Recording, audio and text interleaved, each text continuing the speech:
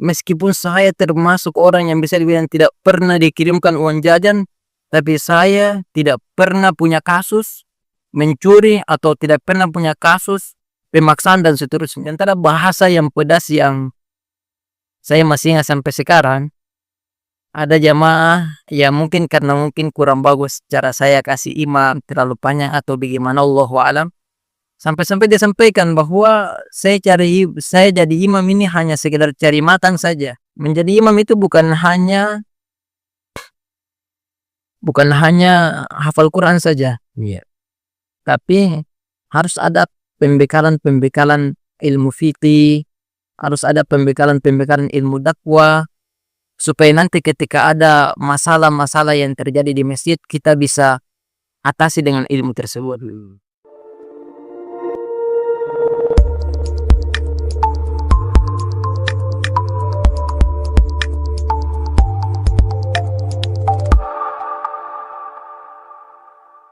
Assalamualaikum warahmatullahi wabarakatuh.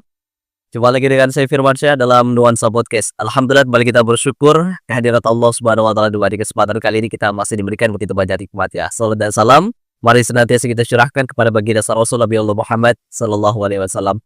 Sahabat Nuansa Podcast, di kesempatan kali ini kita akan kembali melanjutkan daripada obrolan santai kita dalam Nuansa Podcast, dan insyaallah kita akan membahas sebuah tema yang sangat spesial bersama narasumber yang luar biasa, yakni tentang bagaimana latar belakang daripada profesi ataupun dakwah ya yang dilakukan oleh seorang imam masjid.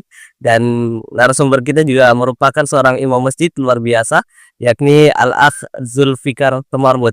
Assalamualaikum Akhi. Waalaikumsalam. Bagaimana kabar? Alhamdulillah baik. Sibuk-sibukin saya lihat ini kali ini. Sibuk yang dibikin-bikin sih. Apa emang sibukan akhir ini ya Akhi? Kalau sekarang ya seperti biasa imam, terus ada aktivitas ngajar tahsin seperti begitu. Iya, tapi ini semua kegiatan lancar-lancar ya. Walaupun musim hujan ini kan kelihatan hujan terus. Alhamdulillah, kegiatan yang sebelumnya masih jalan dengan lancar, masih aman-aman saja. Awan ya. Pokoknya apa namanya, cuaca bukan menjadi penghalang. Asik. Ada yang mengatakan katanya hujan tidak menghalangi, tapi membasahi. Tapi dia bikin banjir. Oke, tapi kalau antum melihat ini kondisi saat ini kan kita melihat teman-teman rata-rata di Mahat Agil itu setelah tamat itu semua ada kerjaannya masing-masing ya kan. Dan antum salah satu orang yang tentu bergelut dalam masjid juga gitu ya. Ya artinya berjuang di jalan Allah Subhanahu wa taala menjadi seorang imam masjid. Tapi sebelum masuk ke sana, boleh ceritakan dulu begitu bagaimana perjalanan pendidikannya tuh, kenapa bisa sampai di Makassar begitu. Oke. Iya. Tidak apa-apa di panjang ini, tidak apa-apa itu. Justru itu di balik pengalaman biasa ada pembelajaran gitu ya. Oke. Jadi latar belakang pendidikan dari SD mungkin SD di mana gitu ya.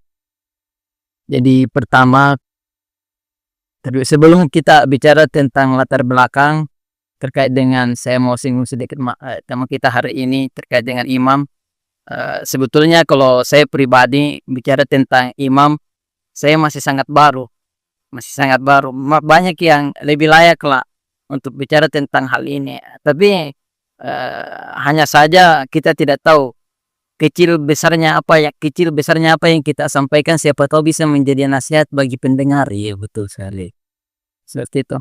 Kemudian kalau kita bicara tentang pendidikan saya SD-nya di Madrasah Ibtidaiyah di kampung saya, di kampung bapak saya tentunya.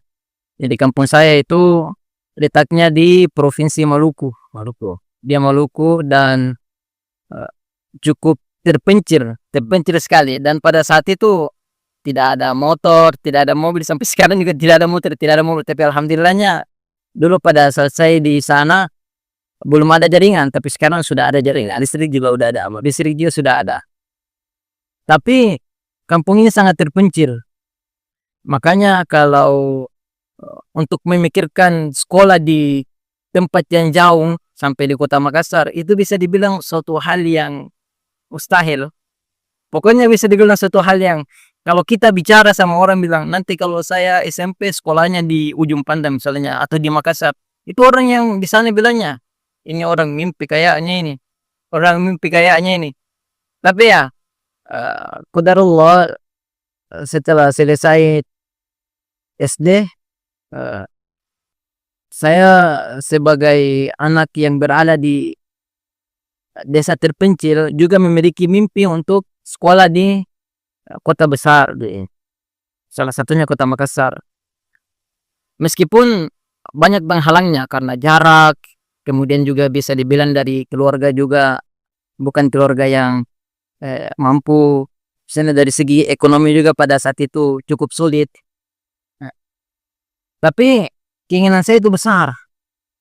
Dan untuk masuk ke SMP saya dari SD memang sudah berkeinginan untuk sekolah pesantren. Namun sebelum saya ke Makassar, kan kebetulan di tempat saya kan ada juga SD negeri, ada juga ada juga SMP negeri, ada juga SMP-SMP yang lainnya. Makanya pada saat pendaftaran, saya sempat ditanya sama sepupu saya,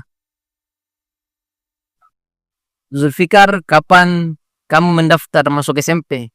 Karena di semua SMP yang berada di Maluku, pendaftarannya sudah tutup. Tapi pada saat itu, Allahu alam dengan tahunya saya sampaikan bahwa insya Allah saya akan sekolah di pesantren. Dan pesantren itu tidak ada istilah kapan tutup, tidak ada istilah nanti pendaftaran baru masuk siswa-siswi. Yang penting kalau kita punya ijazah dan mau sekolah di pesantren, insya Allah kita terima kapan saja. Allahu alam pikiran seperti itu muncul pada saat itu. Kemudian beberapa waktu setelahnya ada kabar dari kakak saya sama paman saya. Kebetulan mereka juga mahasiswa dulu di Mahat Albir, dan mereka mendapati beberapa pesantren yang kayaknya cocok untuk saya. Maka kemudian lah disampaikanlah kepada orang tua saya untuk berkenan mengirim saya ke Makassar untuk masuk ke pesantren. Tapi seperti begitulah, orang tua saya juga awal mulanya itu dia berat. Kenapa? Karena saya ini bisa dibilang anak mama, anak yang sangat dimanja sekali. Kemana-mana ibu saya pasti ikut. Makanya dibilangi banci lah, dibilangi anak mama lah, dibilangi anak manja lah. Makanya orang tua saya berpikir untuk merantau itu adalah suatu hal yang sulit bagi saya. Tapi seperti itulah, karena orang tua saya juga berpikir bahwa mimpi itu lebih penting daripada segala-galanya. Jadi mau tidak mau dengan kesedihan yang mereka rasakan, yang orang tua saya rasakan, mereka tetap dengan ikhlas merelakan anak saya untuk pergi merantau jauh dari mereka. Kemudian pas sampai di Makassar, alhamdulillah seperti yang tadi saya sampaikan, saya diantar sama paman saya untuk masuk ke pesantren. Awal mulanya itu saya dikasih dua opsi. Pertama, pesantren Gombara, Darul Arqam Gombara. Kedua, pesantren Tahfizul Quran Wahdah Islamiyah yang berada di Antang, Kasih, Tamangapa khususnya. Namun dalam perjalanan saya SMP juga tidak semudah yang mungkin beberapa orang alami ketika pesantren. Dan banyak juga kisah-kisah yang cukup pilu, cukup kalau diingat-ingat cukup bisa menjatuhkan air mata. Ya, tapi alhamdulillah seperti begitulah perjuangan di pesantren. Seperti yang tadi saya sampaikan bahwa di pesantren itu hidupnya tidak mudah karena kita dituntut untuk serba mandiri. Seperti sebelumnya saya sampaikan bahwa saya ini awal mulanya kalau di kampung itu selalu dimanja sama mama, dimanjakan sekali. Pokoknya apapun mudahlah bagi saya. Namanya juga anak manja, namanya juga anak mami. Tapi ketika sampai di pesantren, semua yang pernah dimanjakan itu tidak ada. Mau tidak mau, terpaksa tidak terpaksa, harus jadi mandiri. Dan pada saat itu kurang lebih umur saya sekitar 12 atau 13 tahun. Dalam proses saya di pesantren SMP dulu, kebetulan pertama kali saya masuk di pesantren kan dikasih masukan sama paman saya. Hanya saja qadarullah paman saya ini setelah kasih masuk saya di pesantren, dia langsung ada urusannya di Tuat. Jadi setelah kasih masuk di pesantren langsung dia kembali ke Tuat. Selama 1 tahun tidak pernah ada jengukan di pesantren. Kebetulan kakak saya yang di Makassar juga tidak diberitahu sama paman saya di mana pesantren saya, di mana alamatnya. Makanya tidak ada jengukan selama 1 tahun. Pokoknya agak berat. Tidak ada uang jajan. Mau keluar juga pada saat itu takut jangan sampai tersesat. Jangan sampai tersesat akhirnya jadi pemulung atau nanti jadi atau nanti diculik sama orang. Kan dulu masih rawan itu yang seperti begituan, anak kecil yang diculik. Itu yang saya takutkan. Dan banyak hal yang cukup berat terjadi di pesantren dulu, makanya mau tidak mau memaksakan saya untuk meskipun kecil tapi harus berpikir dewasa. Kalau misalnya saya tidak punya uang jajan, apa yang harus saya lakukan? Nah, tidak mungkin saya mencuri. Ya, tidak mungkin saya mencuri. Alhamdulillah. Meskipun saya termasuk orang yang bisa dibilang tidak pernah dikirimkan uang jajan, tapi saya tidak pernah punya kasus mencuri atau tidak pernah punya kasus pemaksaan dan seterusnya. Namun kalau saya mau jajan, itu terkadang ada senior yang Masya Allah cukup baik hati. Terkadang saya lihat banyak cuciannya, saya berusaha untuk tawarkan diri. Bagaimana ini Kak? Gitu kan senior. Bagaimana ini Kak? Bisa Kak saya cuci pakaian, kasih saja saya uang jajan sekian. Banyak pakaiannya. Hampir 2 ember lah. Dikasih 10.000. Tapi uang jajan ini pokoknya siapa yang tidak mau, bagi saya yang tidak dikirim uang jajan itu suatu hal yang sangat sangat bagus bagi saya, suatu hal yang sangat bagus. Jadi alhamdulillah setelah negosiasi untuk cuci pakaiannya, hanya saya cuci pakaiannya. Di situ juga terkadang saya mendapatkan pundi-pundi untuk uang jajan selama di pesantren, salah satunya itu. Tapi banyak hal juga yang terjadi pada saat saya di pesantren, selain selain saya kalau mau cari uang jajan, saya harus berusaha untuk cari kakak-kakak senior yang punya cucian untuk saya cuci, kemudian dikasih uang jajan. Terkadang juga ketika lebaran Idul Fitri atau Idul Adha, pada umumnya kan orang pulang. Iya. Pulang. Tapi saya satu-satunya orang yang tidak pulang. Bahkan pesantren yang begitu luasnya, hanya saya sendiri di dalam. Ya tapi mau bagaimana lagi? Seperti begitulah nasib saya pada saat itu. Saya juga mau mengeluhnya sama siapa? Iya, betul. Sampai-sampai saya pernah pada titik saya berpikir bahwa saya ini sudah dibuang sama keluarga. Karena setelah 1 tahun, paman saya datang, dia kasih motivasi sedikit, kemudian kembali lagi. Itu hampir 2 tahun tidak ada lagi yang jengukan. Tidak ada lagi yang jenguk saya. Jadi pada saat itu saya sempat seuzon dengan keluarga saya. Sebetulnya kalau mau bilang fakta bisa dibilang fakta, tapi bagi saya ini termasuk seuzon lah. Tidak ada keluarga yang benci dengan keluarganya. Keluarga manapun itu pasti support, pasti sayang sama keluarganya sendiri. Hanya saja pada saat itu kan saya masih kecil. Makanya pikiran seperti begitu muncul. Saya ini kayaknya sudah tidak disayang sama keluarga saya. Keluarga saya kayaknya sudah buang saya ini. Bahkan beberapa kali saya dengar ustaz saya itu sampaikan ke saya bahwa kayaknya kamu ini sudah dibuang sama keluargamu. Itu disampaikan dalam nada bercanda ya? Atau serius? Ya Allah, pada saat itu saya tidak pintar baca mimik wajah dia. Saya tidak pintar, makanya saya mungkin terlalu serius juga tanggapi.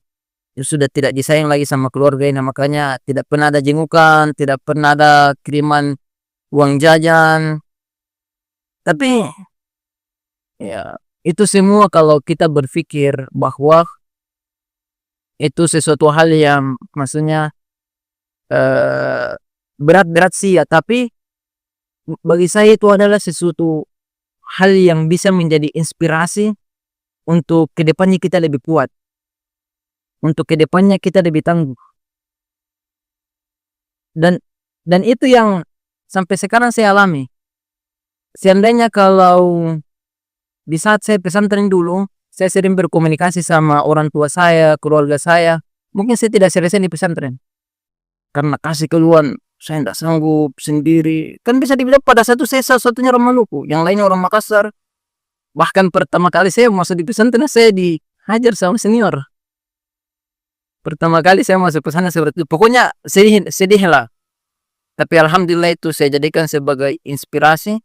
Dan apa yang dilakukan sama keluarga saya, yang tadinya ada sebagian orang kalau ditinggalkan sama keluarganya di tanah rantau misalnya, pasti dia sudah seuzon. Ini orang tuanya sudah tidak sayang, keluarganya sudah buang dia. Kalau saya berpikir positif. Seandainya kalau ada perhatian dari keluarga saya ataukah om saya pada saat itu, mungkin saya tidak selesai pesantren. Tapi alhamdulillah positifnya karena sebab mereka biarkan saya seperti itu, dan alhamdulillah saya bisa bertahan sampai bisa selesai di pesantren SMP. Iya. Kemudian selanjutnya SMA. SMA itu saya di SMA Derain. SMA Derainnya. Ini juga SMA Derainnya juga banyak kisah-kisah yang cukup pilu juga. Kurang lebih sama juga seperti SMP.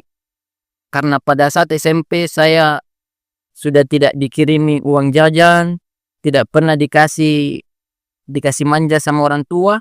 Akhirnya pada saat SMA juga saya juga seperti itu. Tapi pikiran saya beda dengan SMP. Kalau SMP dulu saya sedikit seuzon dengan keluarga, dengan istilah saya sudah dibuang, saya sudah tidak disayang sama keluarga. Tapi SMA tidak. SMA saya mandiri karena memang saya berpikir bahwa di kampung mungkin orang tua saya lebih susah dari saya. Iya, iya. Makanya dengan itu saya tidak pernah mau minta uang sama orang tua saya, sama ibu saya. Meskipun ibu saya itu terkadang dia paksa saya untuk kirim uang, tapi saya bilang enggak. Saya masih punya adik, bapak juga tidak terlalu bagaimana kekuatannya.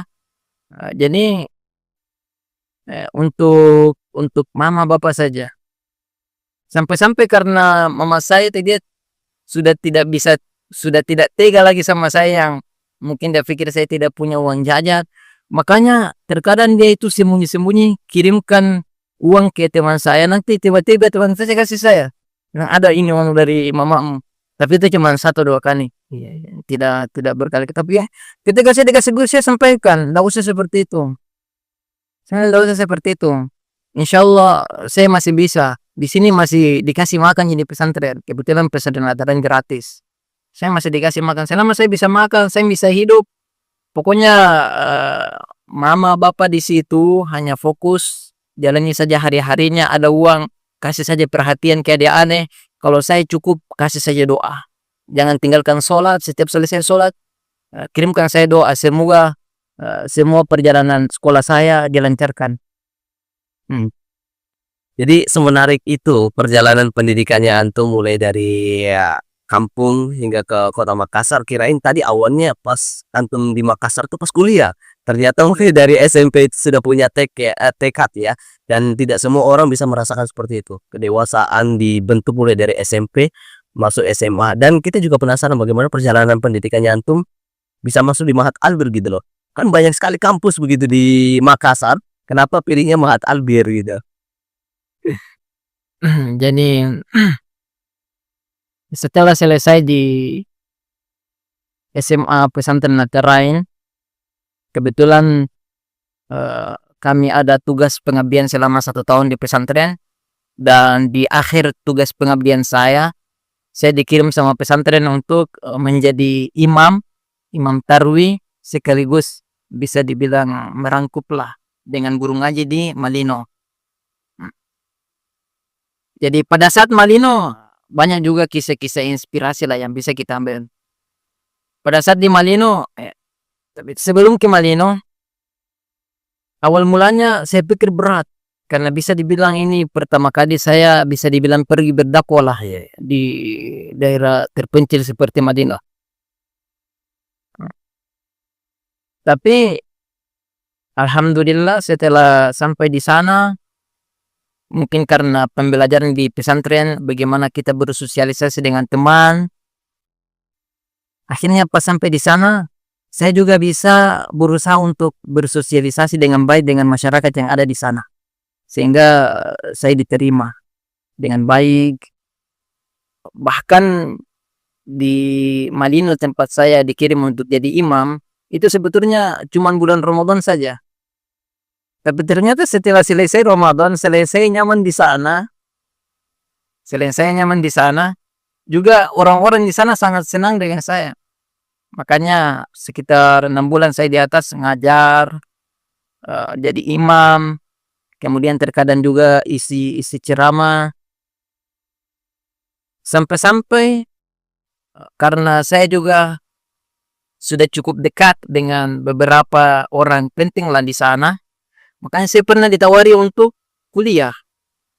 Saya pernah ditawari untuk kuliah di UIN, mau dibantu kuliah di UIN, mau dibantu kuliah di Unhas. Karena kebetulan katanya mereka punya kenalan bisa evakuator lah. Tapi saya tinggalnya di Manino. Kalau kuliahnya bisa lah evakuator. Tapi sebelumnya saya sudah punya tekad bahwa setelah selesai SMA, saya di Makassar hanya mau lanjut ke 2 tempat. Kalau bukan Mahat Albir di Stima Makassar. Nah, setelah saya bernegosiasi dengan orang yang di Manino, karena mereka sangat menarik sekali, masih sangat tertarik sekali untuk saya tinggal di Manino. Bahkan saya berapa kali juga ditawari menikah di Manino untuk tinggal di Manino. Tapi saya tetap punya suatu semangat untuk lanjutkan sekolah. Saya berpikir saya ini baru tamat SMA saja, sudah bisa dibilang cukuplah, bukan sombong tapi cukuplah dibilang wah gitu. Bagaimana kalau saya tamat SMP? Bagaimana kalau saya nanti bisa lanjut S2 dan seterusnya. Makanya dengan itu semua saya tetap berusaha dengan berbagai macam tawaran yang datang. Saya sampaikan bahwa saya datang di Makassar itu bukan dengan tujuan mau menikah, bukan dengan tujuan untuk kerjaan ini dan itu, tapi yang paling utamanya adalah saya harus selesaikan dulu sekolah saya. Setelah selesai di sana, alhamdulillah saya masuk ke Mahat Albir karena pada saat itu sudah ada pendaftaran di Mahat Albir. Seperti itu. Jadi awal mula masuk ke Mahat Albir juga, kebetulan saya dites sama Ustaz Zainal Abidin.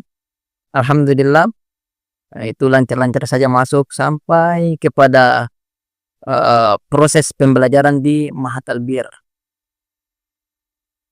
Dan saya juga di pesantren saya kan tidak terlalu membekali kami untuk mahir dalam berbahasa Arab, pintar dalam ilmu nahwu dan sorof. Jadi pada saat masuk di Mahat Albir rasanya baru belajar dari nol lagi.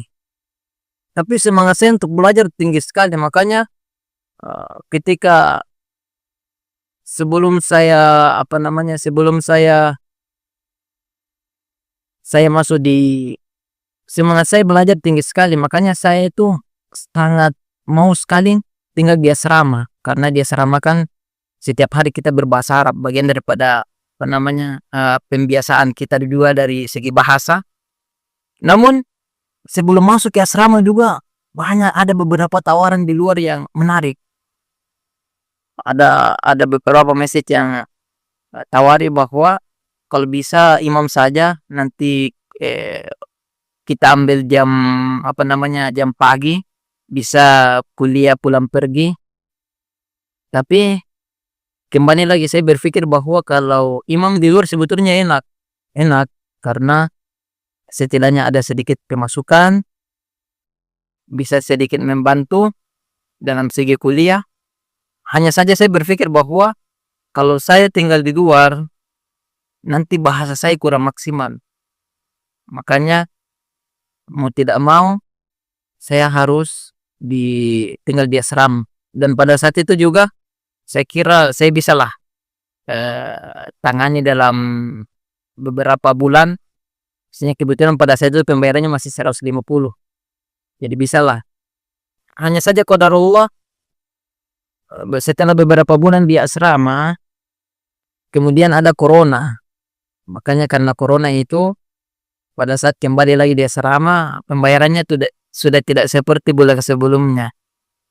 Sehingga karena saya merasa kurang mampu, makanya mau tidak mau saya tinggal di masjid. Seperti itu.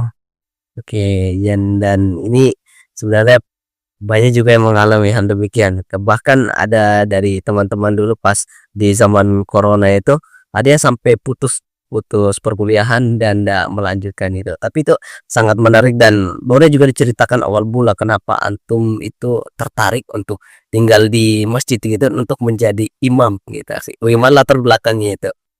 Jadi sebelum jadi imam, kebetulan saya duduk-duduk di masjid kakek ipar saya yang berada di Rapokaling, pas samping jalan tol.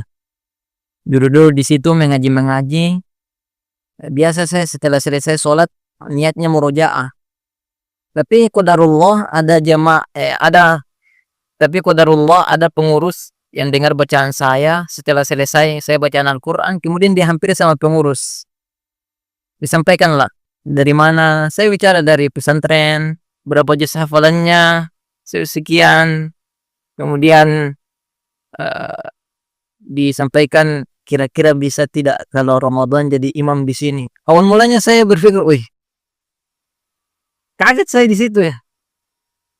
Ini tawaran yang cukup menarik tapi sulit bagi saya karena masih baru juga.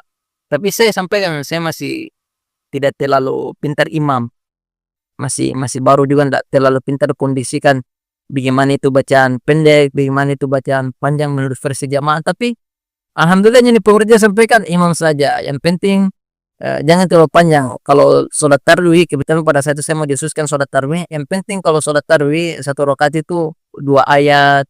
Kalau misalnya 1 ayatnya terlalu agak panjang, 1 ayat saja. Sudah saya baca seperti itu. Alhamdulillah sampai selesai bulan Ramadan, tarawih 30 hari dengan tiap malamnya 23 rakaat bisa jalan dengan lancar. Jadi pertama kali saya jadi imam itu pada saat SMA. Pada saat SMA saya pertama kali jadi imam. Pertama kali juga belajar jadi imam di tengah masyarakat. Kan di pesantren juga berapa kali jadi imam juga. Tapi kalau imam di pesantren kan berbeda dengan imam di tengah masyarakat. Kalau imam di pesantren, kalau bacanya panjang, bacanya pendek, tidak jadi soal, tidak dipermasalahkan. Yang penting bisa sholat, yang penting tumaknina, selesai. Tapi kalau di masyarakat kan tidak semudah itu. Makanya pada saat saya pertama kali jadi imam, pada saat itu saya baru SMA kelas 2 kalau saya tidak salah ingat. Saya imam pada saat saya pertama kali imam itu langsung jadi imam tarawih. Imam tarawih yang 23 rakaat. Iya. Jadi masih pemula juga, makanya awal mula imami masyarakat itu agak berat. Beratnya karena ya saya ndak terlalu pintar kondisikan bagaimana versi panjang menurut jamaah dan bagaimana versi pendek, bagaimana versi sedang, bacaan panjang, bacaan pendek, bacaan sedang. Pokoknya saya ndak mengerti seperti itu. Makanya awal mula saya imam itu banyak sekali komentar masuk. Dan pokoknya komentar, kritikan, bahasa yang pedas itu masuk. Dan setidaknya bahasa itu bisa menjadi pembelajaran supaya kedepannya lebih baik lagi.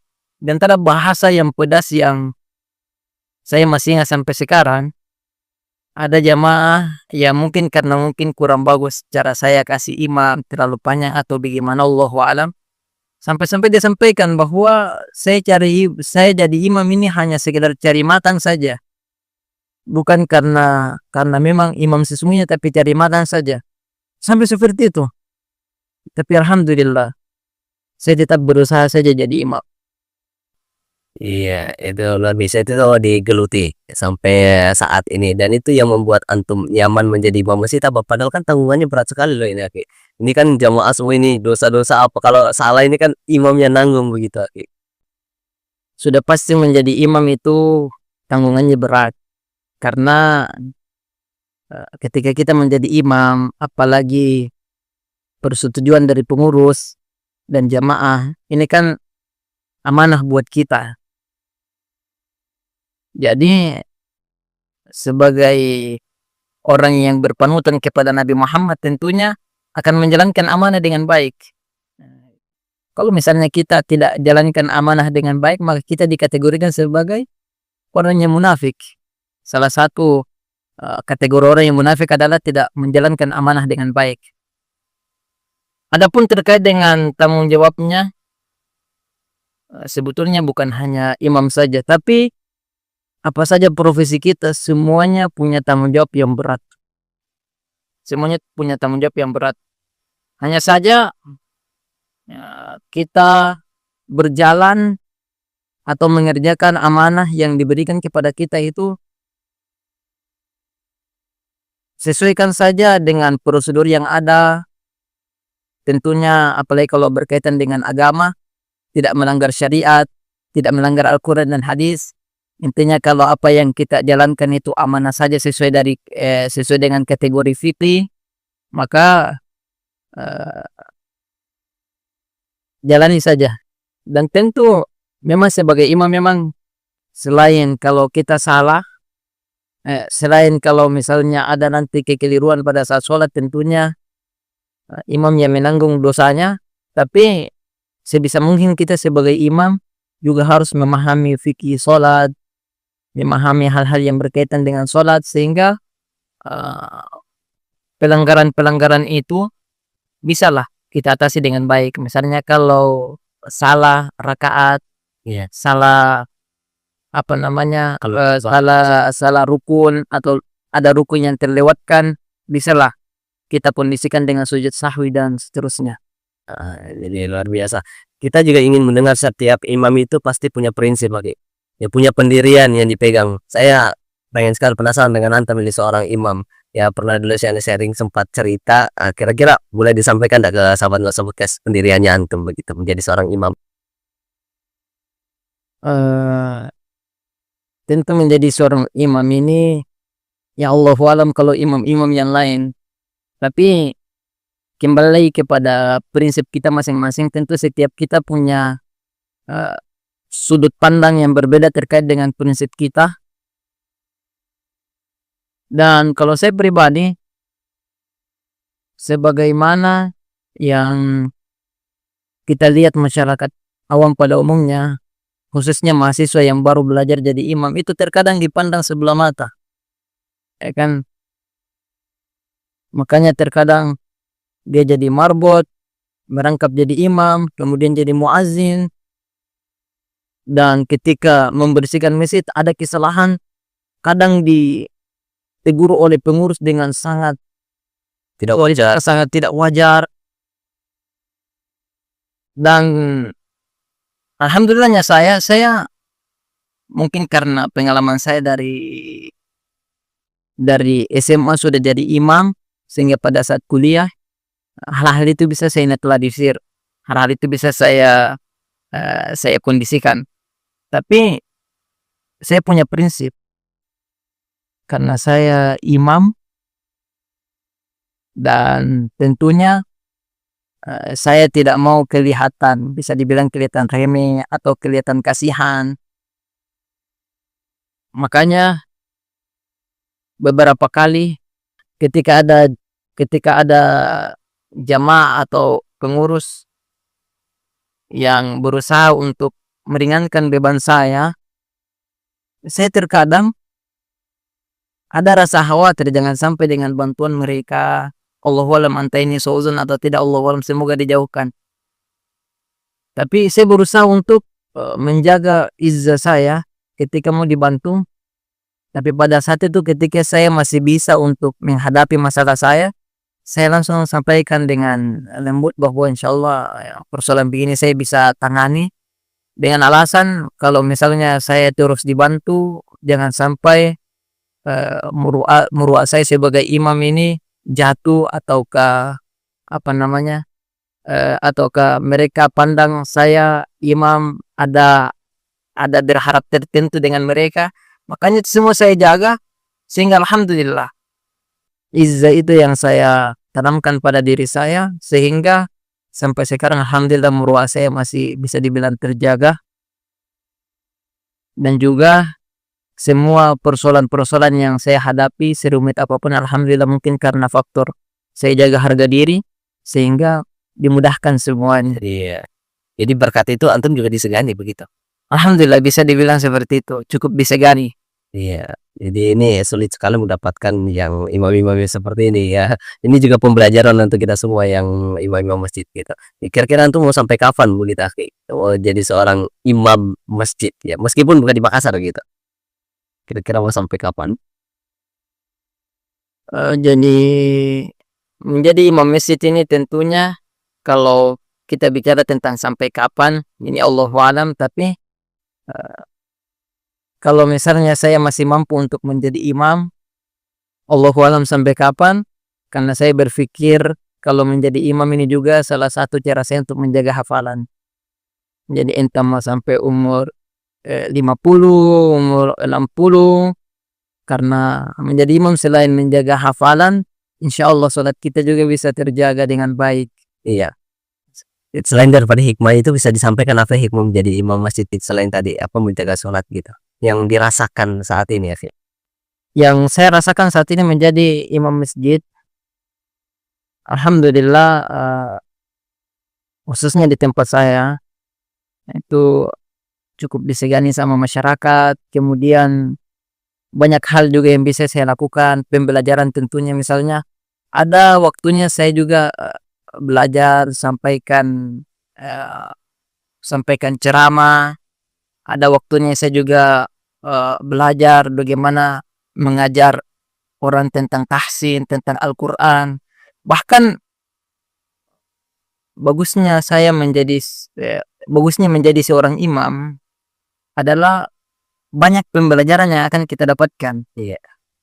Di antaranya tadi, bisa kita belajar ceramah, dalam hal ini ceramah di mimbar, sampaikan, sampaikan nasihat, sampaikan ceramah kepada orang, dan pembelajaran itu kita bisa kondisikan bahasa yang baik seperti apa, bahasa yang kira-kira tidak menyinggung itu seperti apa, kan itu masuk dalam ranah dakwah semua, masuk dalam fikih dakwah semua. Jadi hikmahnya menjadi imam adalah bagaimana saya di situ bisa belajar dengan melihat kondisi jamaah yang bermacam-macam pikirannya. Iya. Karena kan di masjid manapun tentu jamaah yang berada di belakang kita itu bukan jamaah yang satu pemikiran. Ada yang dari NU, ada yang dari Muhammadiyah, ada dari As-Sunnah, ada dari Wahda. Yang penting semuanya dari Islam lah. Yang datang sholat ke masjid itu Islam lah. Tapi disitulah sebagai imam kita bisa belajar bagaimana kita mengkondisikan dan mengantisipasi untuk nanti ketika ada masalah, ada pertanyaan ada pertanyaan dari jamaah, di situ kita belajar untuk bagaimana memberikan jawaban yang bisa dipahami sama jamaah yang bertanya. Dan ini juga salah satu PR juga atau salah satu hal yang harus juga diketahui oleh para imam pada umumnya, bahwa menjadi imam itu bukan hanya hafal Quran saja. Iya. Tapi harus ada pembekalan ilmu fikih, harus ada pembekalan ilmu dakwah, supaya nanti ketika ada masalah-masalah yang terjadi di masjid kita bisa atasi dengan ilmu tersebut. Saya pernah alami juga seperti itu. Jadi terkadang ada jamaah yang datang bertanya, "Ustadz," misalnya pertanyaan khilafiyah, "kenapa sampai bismillahnya dikecilkan? Kenapa sampai bismillahnya dibesarkan?" Tapi alhamdulillah karena sedikit tahu tentang itu, makanya bisa kita kasih penjelasan ke mereka. Nah, kemudian mereka juga kayak, oh ternyata begitu ya, ada perbedaan di kalangan ulama ya. Oh iya, mereka bisa menerima. Artinya ilmu-ilmu ini penting supaya masyarakat atau jamaah itu mereka nanti ketika bertanya kita bisa jawab dengan baik, dan kemudian ke depannya mereka tidak salah paham lagi sama kita. Jadi ya selain dari menjadi seorang imam juga menjadi seorang pencerah gitu ya di lingkungan masyarakat berarti ya. Mungkin daripada akhir dari perjumpaan kita mungkin bisa diberikan closing statement Akhi kepada sahabat ke sini. Adapun pesan dan kesan saya untuk anak rantau atau untuk imam, pertama untuk anak rantau, eh, tetap semangat. Apa yang kalian lakukan itu adalah suatu hal yang baik. Mungkin hari ini kalian sulit untuk menghadapinya, berat dengan berbagai macam keluh kesah, dengan berbagai macam permasalahan, dengan berkali-kali jatuhnya air mata. Tapi percayalah bahwa apa yang kalian lakukan itu insya Allah akan menjadi suatu hal yang baik yang kedepannya akan kalian nikmati hasilnya. Terkait dengan orang rantau, terkait dengan imam, menjadi imam tentunya tidak mudah. Tapi kalau kita sudah diamanahkan untuk menjadi imam, maka tentunya sebagai orang yang berpanutan kepada Nabi Muhammad akan berusaha untuk menjalankan amanah itu dengan baik. Sebagaimana tadi pernah saya sampaikan bahwa orang yang tidak menjalankan amanah dengan baik, maka dia termasuk dikategorikan sebagai orang yang munafik. Maka dari itu, dengan persoalan-persoalan yang dihadapi seorang imam, berusaha saja untuk hadapi dan nikmati saja. Karena dimanapun kita berada, mau jadi imam, mau jadi apapun itu, pasti ada saja persoalan yang terjadi. Tapi disitulah, persoalan itu bukan hal yang negatif. Persoalan itu tidak selamanya dinilai sebagai hal yang tidak baik. Justru dengan persoalan yang kita hadapi, dengan masalah yang kita hadapi, itu bisa mendewasakan kita. Itu bisa menjadikan kita untuk menjadi orang yang lebih bijak ke depannya.